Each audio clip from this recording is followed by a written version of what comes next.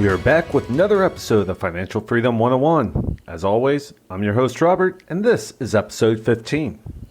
Throughout the past 14 episodes, we have spoken a lot about investing, setting up companies, and choosing the right power team. But regardless of how much talking is done, there's always a bit of hesitation because of the risks involved on everything associated with becoming financially free. Am I choosing the right investment? Is the builders I picked to renovate my investment property going to run off with my money and hang me out to dry? Or even, how do I know that the business idea that I have is going to work out and make me money? At the end of the day, there's a number of factors that we cannot control, but we have the ability to mitigate as much of the risk as we can by doing our basic homework, or in other words, doing due diligence. And that is exactly what today's topic is all about. For most, due diligence is a scary, complicated, and complex process that only professional accountants and legal experts can do. The reason for this is because of what due diligence is normally associated with. The definition most used to describe due diligence, as per the Oxford Dictionary, is a comprehensive appraisal of a business undertaken by a prospective buyer, especially to establish its assets and liabilities and evaluate its commercial potential. As such, due diligence is associated with mergers and acquisitions, focused heavily on the company's financial strengths to determine if the company is worth buying or not. This is not something that the normal person would do. But what if I told you, however, that regardless of what the standard definition of due diligence is, that you actually do due diligence on a regular basis and not even know it? At this point, I know many of you are saying, I don't buy and sell companies on a regular basis. I don't know how to read a financial statement or the first thing about evaluating an investment. So how could I be doing due diligence? The answer is simple. Due diligence is not just about acquisition. It's not just about financial statements. It's about risk mitigation. Due diligence is simply the reasonable steps taken by an individual that helps them avoid risk. Think about it. Due diligence for a merger and acquisition is all about finding out if the buying of a specific company is a good financial deal. They are looking at all areas of the business to see if they have a strong financial standing, what type of short and long-term liabilities the company has, its current and historical profit and loss statements, and of course, what type of assets it owns and what those assets are worth. They want to make sure that they are not buying a lemon that will suck them dry and cause them to lose money. Now translate this into buying a car or a computer. For the vast majority of us, we don't simply go out and buy a car, computer, or other high-valued item simply because of the price. While the price may affect which options we end up buying, we take a lot more into consideration when we make our decision. For cars, we look at the gas mileage, we look at the cost of insurance, the options we can choose from, the trunk space, and most importantly, legroom and headroom. No matter how much you would like to drive a Mazda Miata, if you're 6'3" or 1.9 meters tall, you will not fit in that car comfortably. Likewise, if you buy a computer, you are probably not choosing just on price. You are looking at multiple options. How much RAM does it have? What's the size of the hard drive? Is a hard drive a SSD, a solid state drive such as or flash memory? Or is it a SATA drive, such as a hard disk drive? Does it have touchscreen? And even how heavy the computer is.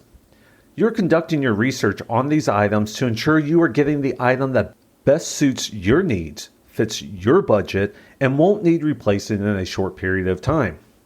If this describes what you do when you buy one of these items, guess what? You have done your due diligence on those items. Okay, so due diligence can easily be translated into evaluating high-valued items. But what about when you're doing your due diligence on a person? There's no financial transactions that are taking place, and it's not like they have specs out there for you to evaluate against somebody else. So how do you do your due diligence on a person? Again, as with buying a computer or a car, I can guarantee everybody has either had due diligence done on them or has done it to somebody else. The only difference is it's called going to an interview. If you have ever applied for a job, guess what? The company you applied to has conducted their due diligence on you. If you have ever been employed, you did not get the job simply because of what you wrote in your CV or resume. You got the job after a lot of due diligence was done. As an HR manager, I have done my fair share of hiring, and what is written in a CV or resume is just a small fraction of what is considered before hiring a person. There are background checks, there are reference checks. We check your social media accounts like Facebook and LinkedIn, and other public profiles are looked at and reviewed. You are interviewed to confirm that what you wrote in your CV is what you really did, or to determine how you might react in a certain situation. Your professional and personal skills are evaluated to ensure you are a fit and will work well within the company environment. All of this is the company doing its own due diligence on you to make sure that you are a match for what they are looking for and that they will not be wasting their time and money on hiring you. With all of that said, it needs to be pointed out that due diligence will never mitigate 100% of the risk, but it will help to give you a good idea if the decision you are making is a good decision or not. There is a saying, or at least a variation thereof, that is most often associated with General George Patton, U.S. Army. And it goes, a 70% solution violently executed today is better than a 100% solution executed tomorrow. Although this quote is talking about military action, it is very applicable in businesses and when conducting due diligence. We would all love to make our decisions based on 100% of the information required, but that's simply unrealistic. The amount of information that is available on the internet today will simply overwhelm you and give you analysis paralysis. Additionally, good deals don't wait around for you to collect all the information.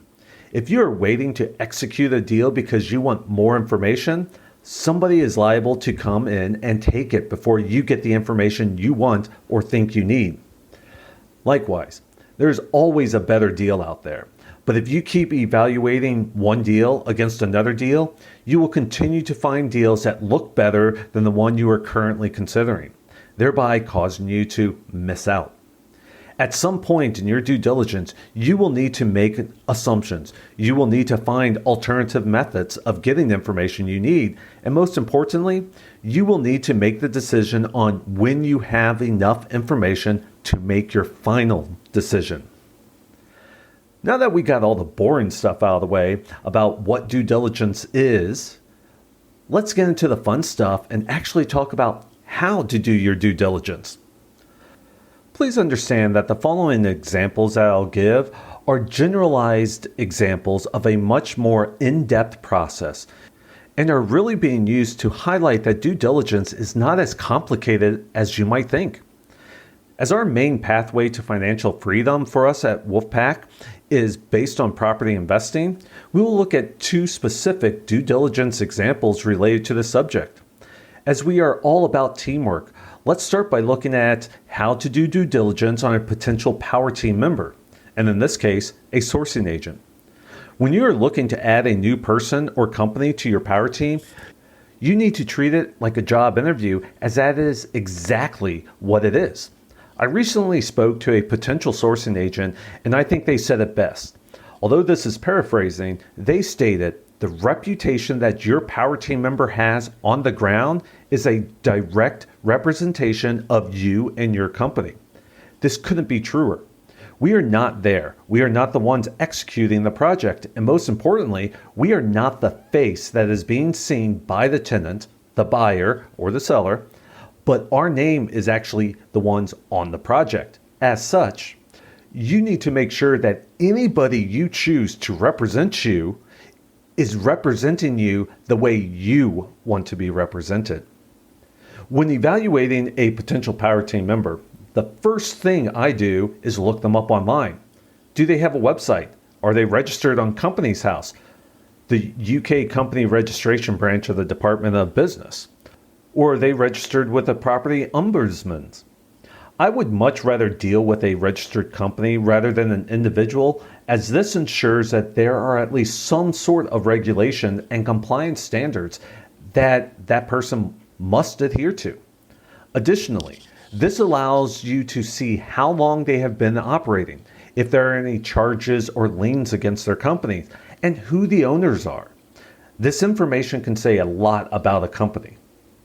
The next step in this process is to actually speak with them, as this is where you will really get to know what they are about and how they operate. What services are they able to offer you? How do they evaluate properties? How do they distribute their deals? And whether or not you're going to be treated as an individual or just another entry in their 500 plus name distribution list. This is also your opportunity to see how well they fit with your style of business. Remember, you are building a team that will help your business grow and eventually allow you to reach your financial freedom. You are not looking for a one and done deal. If you do not mesh with this person or business, they won't be a valued member of your power team. Finally, make sure you ask for references.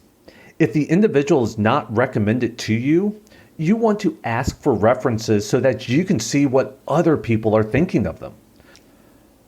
While you can potentially see reviews and testimonials on their websites or even on Google reviews, don't rely just on these reviews, as you don't know if they're real or paid for. Next, let's look at how you would do your due diligence on a potential property that you want to invest in. Doing due diligence on properties is much easier than you would think, and in my opinion, a lot easier than evaluating stocks, bonds, or unit trusts. When evaluating property, just think of it as if you were buying a house for yourself. If you were buying a house to live in, what type of information would you want to know?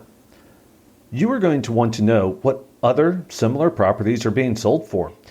You are going to want to know what type of area the property is in, what amenities are around it, what the crime rate is, and what the schools are like. All of this will have an effect on the value and desirability of your property. Once you find this information out, then you can start looking at the investment side of things. Does the property need renovation? And if so, what would the done-up value be? You can find this out by again reviewing what similar properties in a freshly renovated shape are selling for or have been sold for. What is the rental demand in the area and how much can you expect to make in rent each month?